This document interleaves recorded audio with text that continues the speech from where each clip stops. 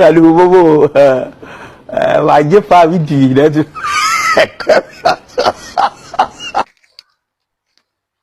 Habari yako? Nzuri. Unafanya nini kwa barabara? Nataka kuelekea nyumbani. Nyumbani wapi? Unaishi wapi? Kwenye ni wapi? Hapa juu.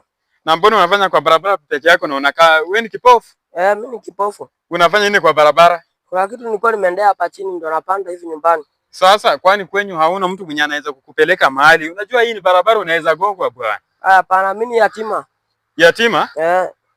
Yatima yupi? Unajua nyinyi mnaanzanga tu hivyo, acha nikwambie. Nyinyi mnaanza hivi mnatuibia. Mtu akishakusaidia kupeleka kwake ama amekufikisha mbali kumbe umeorganize na magaidi wanamwibia. Nyinyi tunawajua sana. Eti yatima. Yatima mgani mwenye unaweza kuwa hivi? Bwana mimi ni yatima. Unaweza nisaidia kitu kidogo. Kitu kidogo gani? Hadi kama ni shilingi 10 ama 50, nenda nikule lunch.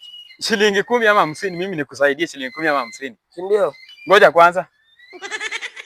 Huoni kitu yoyote? Sioni kitu yoyote. Hii ni ngapi? 6. Na hii? 7.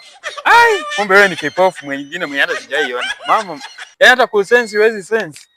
Kipofu sio. Ai, wewe acha nikwambie, mimi nyinyi ukora wenu tunaujua. Wewe sio kipofu. Na siku nyingine acha nikwambie, kama ulikuwa na nia kuniibia, mimi huwezi niibia. Mimi pesa yangu mtu aniibiangi. Acha nikwambie, mimi ni mtu mwingine niko tofauti sana.